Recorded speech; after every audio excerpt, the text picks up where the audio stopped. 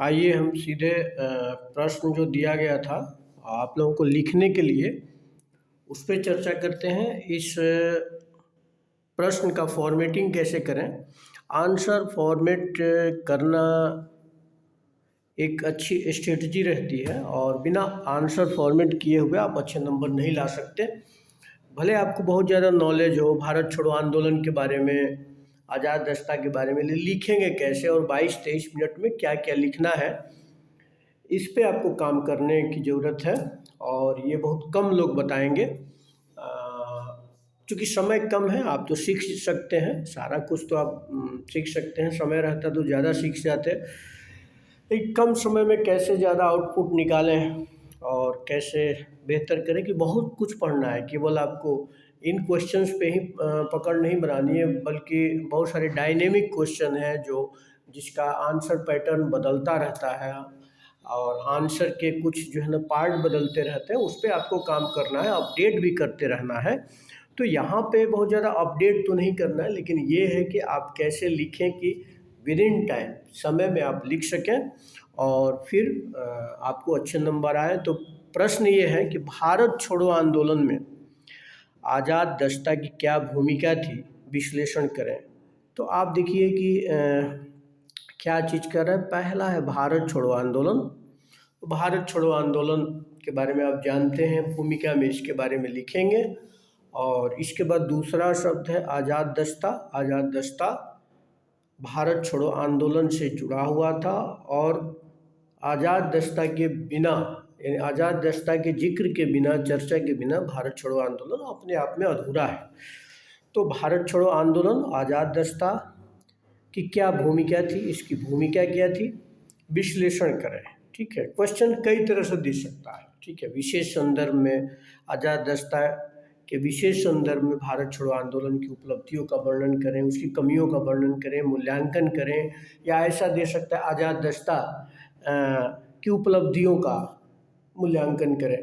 तो ये कई तरह से प्रश्न हो सकते हैं, हम लोग टॉपिक पे डिस्कस करते हैं।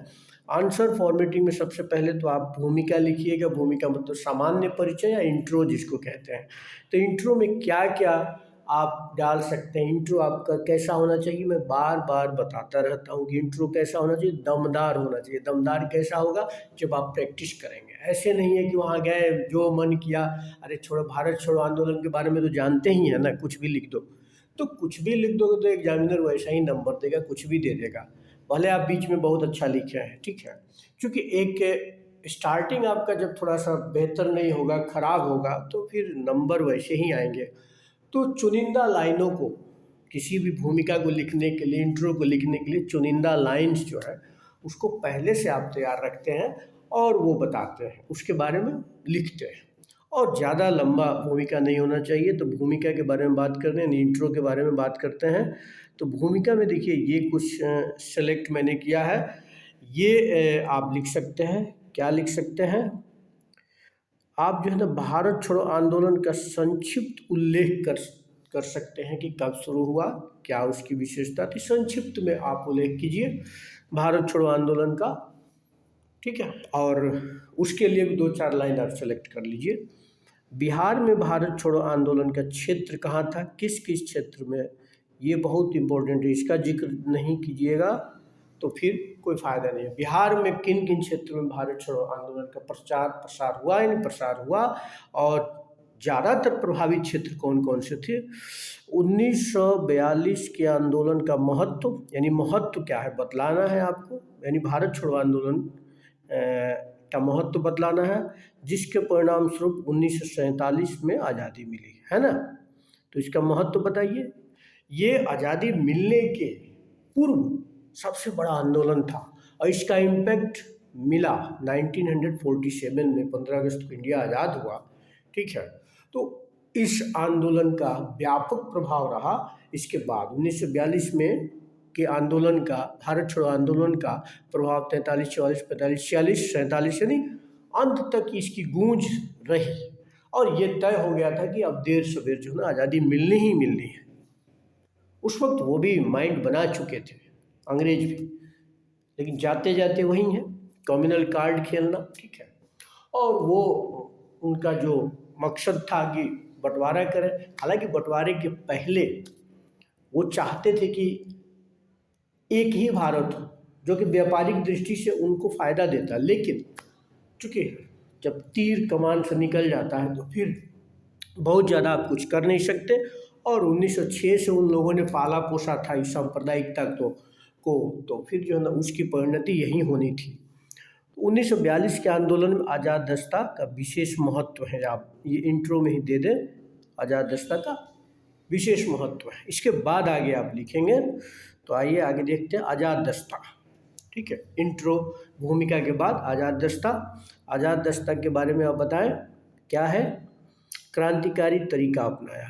एक आपको पता है कि गुप्त संगठन था, ठीक है, गुप्त तरीके से काम करता था, भूमिगत रह के काम करता था। इसने क्रांतिकारी तरीका अपनाया, ठीक है। गठन का उद्देश्य क्या था, मुख्य उद्देश्य इसका क्या था गठन का, आखिर आज़ाद दस्ता बना क्यों? तो तोड़ फोड़ की कार्रवाई करना इसका मुख्य उद्देश्य था। यानी भारत से अंग्रेजों को हटाने के लिए, भगाने के लिए, या बिहार की बात करें तो बिहार से यानी भारत से अंग्रेजों को हटाने के लिए तोड़ फोड़ की कार्रवाई में बिलीव करता था। एक तरह से क्रांतिकारी संगठन था जो भूमिगत होकर काम करता था, और तोड़ फोड़ यानी रेलवे लाइन को तोड़ देना, टेलीग्राफ लाइन को काट देना, मतलब इस तरह की गतिविधियां ये करता था, ठीक है। यानी इसका मुख्य उद्देश्य तोड़ फोड़ की कार्रवाई करना था। यहाँ पे आप जिक्र कर सकते हैं कि डॉक्टर राम मनोहर लोहिया के अनुसार, इसको जरूर आप आंसर में कोट करेंगे, डॉक्टर राम मनोहर लोहिया के अनुसार आज़ाद दस्ता की आवश्यकता 2 कारणों से हुई। वो कौन कौन से कारण थे?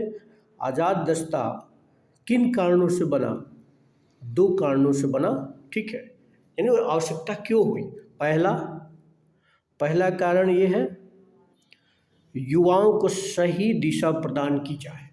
यानी युवा जो भटक रहे हैं या उनको सही दिशा, सही डायरेक्शन नहीं मिल रहा है, तो युवाओं को सही दिशा प्रदान की जाए। और दूसरा कारण क्या था? दूसरा कारण था क्रांतिकारियों के पास ऐसे साधन एवं संगठन हो जिसके द्वारा वह सरकार के दमन एवं हिंसात्मक कार्रवाई का सामना कर सके। तो ये बहुत ही महत्वपूर्ण है, दोनों कारण, यानी सही दिशा प्रदान की जाए, दूसरा क्रांतिकारियों के पास ऐसे साधन होने चाहिए, हथियार होने चाहिए एवं संगठन हो जिसके द्वारा वह सरकार के दमन व हिंसात्मक कार्रवाई के सामना कर सके, सरकार जो दमन करती है उसका सामना कर सके, ठीक है। तो राम मनोहर लोहिया के अनुसार जो है ना आज़ाद दस्ता के गठन के 2 कारण थे, इसको आप जरूर लिखेंगे। इसके बाद अगर हम देखें तो आगे जो है ना बढ़ते हैं, आप जो है ना मेन बॉडी में पहुंच चुके हैं, तो आप बताइए आज़ाद दस्ता के बारे में, आप बताइए। तो आज़ाद दस्ता के बारे में बताएंगे तो पहला है कि 9 नवंबर 1942, ये तो सभी लोग रट लेते हैं, 9 नवंबर 1942 को दीपावली की रात जयप्रकाश नारायण, दीपावली की रात जयप्रकाश नारायण, ठीक है, सूरज नारायण सिंह, रामानंद मिश्र, योगेंद्र शुक्ल, 4 का नाम आप याद कर लें कम से कम, जयप्रकाश नारायण, सूरज नारायण सिंह, रामानंद मिश्र, योगेंद्र शुक्ल ने हजारीबाग की जेल की दीवार फांदकर भाग गए, ठीक है, यानी भागने में सफल रहे। हजारीबाग जेल की दीवार फांदकर भागने में सफल रहे। फिर कहाँ गए? नेपाल की तराई के जंगलों में भूमिगत हो गए। नेपाल के तराई के जो जंगल थे वहाँ भूमिगत हो गए, और वहीं पे आज़ाद दस्ता का गठन हुआ।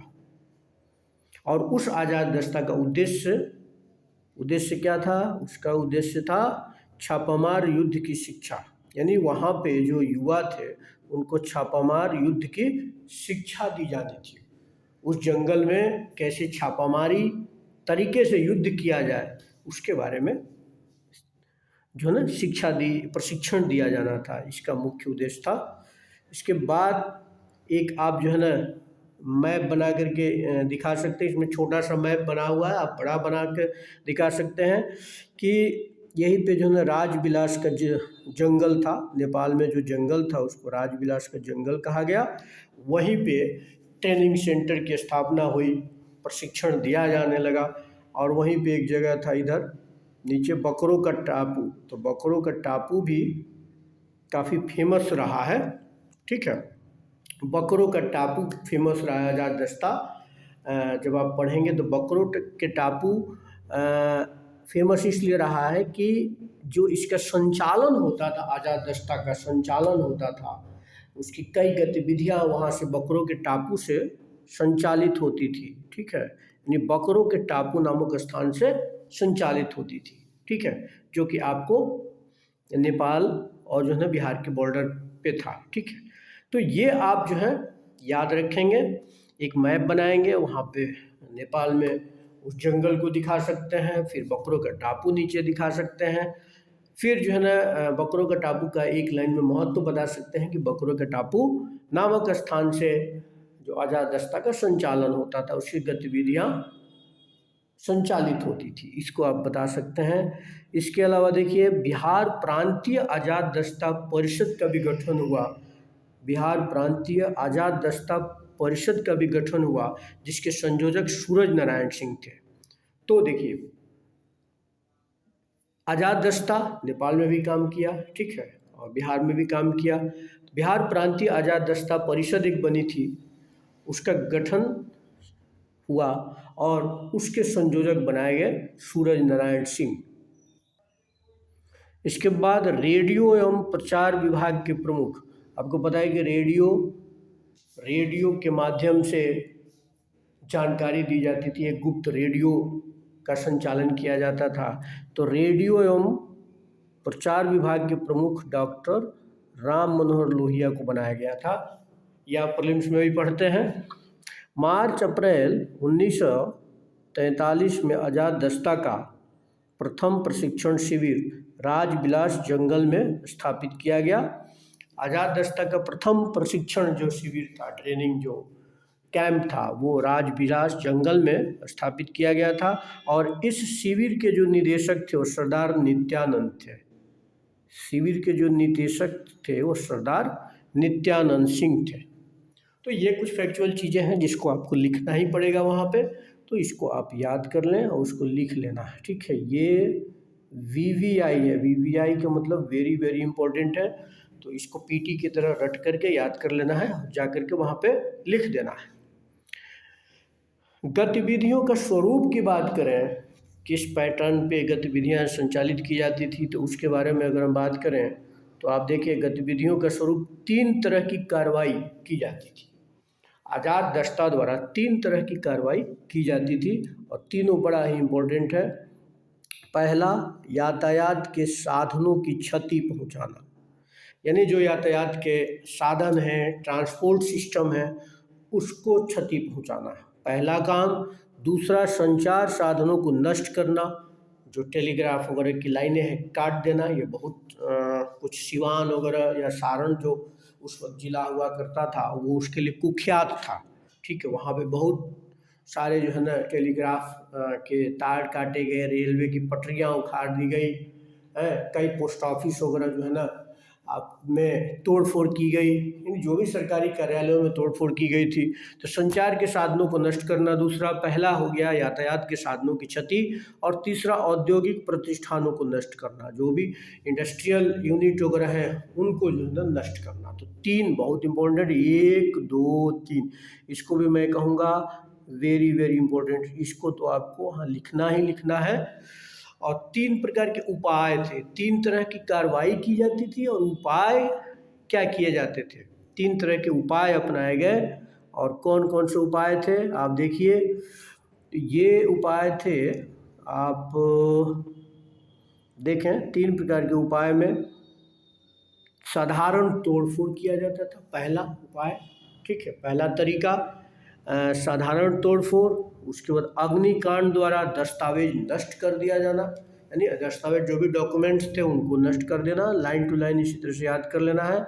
और तीसरा, बारूद द्वारा विस्फोट कर प्रतिष्ठानों को ध्वस्त करना। आप देखिए पहला साधारण तोड़फोड़ थोड़ा कम अटैकिंग है, दूसरा थोड़ा ज़्यादा अटैकिंग है, अग्निकांड द्वारा दस्तावेज नष्ट कर देना, जला दिया जाना, मान लीजिए डॉक्यूमेंट इकट्ठा करके एक साथ जला दिया।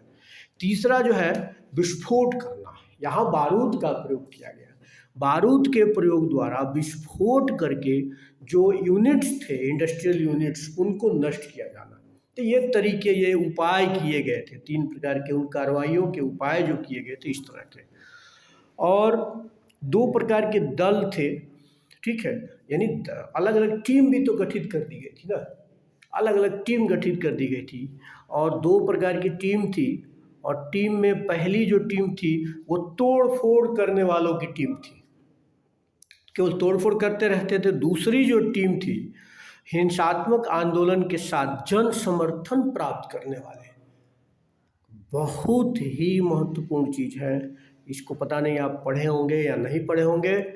पहला जो है ना, तोड़ फोड़ करने वाले लोग थे, लेकिन दूसरा बहुत महत्वपूर्ण है, हिंसात्मक आंदोलन तो चलाते ही थे या उसमें शामिल होते थे, लेकिन जन समर्थन भी प्राप्त करते थे लोगों का। अगर जन समर्थन नहीं मिलेगा तो कोई भी आंदोलन, कोई भी क्रांतिकारी गतिविधि का कोई विशेष फर्क नहीं पड़ना था। इसलिए इन लोगों ने ये किया। ये भी लाइन में क्या कहूँगा, VVI करो इसको भी, ठीक है।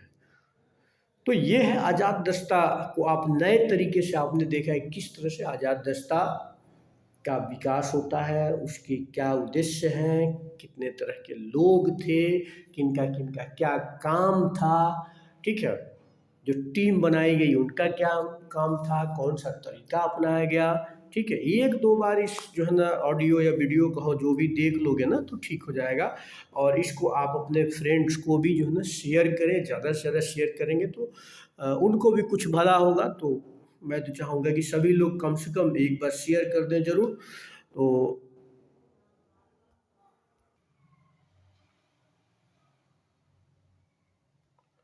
अब आगे देखिए, बिहार में पूर्णिया, भागलपुर महत्वपूर्ण केंद्र थे। भारत छोड़ो आंदोलन में चाहे चंपारण जिला हो या फिर जो है ना सारण जिला हो, वहाँ पे भी काफ़ी गतिविधियाँ हुई। लेकिन आज़ाद दस्ता के जो महत्वपूर्ण केंद्र थे, वो केंद्र थे, कौन कौन केंद्र थे, वो केंद्र थे पूर्णिया, ठीक है, वो केंद्र थे भागलपुर, महत्वपूर्ण केंद्र थे। पूर्णिया के सिमैली गांव में एक बैठक हुई थी। सिमैली गांव, पूर्णिया के सिमैली गांव में एक बैठक हुई थी और आज़ाद दस्ता के 2 भाग यहाँ बनाए गए, ठीक है। सिमैली गांव में बैठक हुई और आज़ाद दस्ता के 2 भाग बने।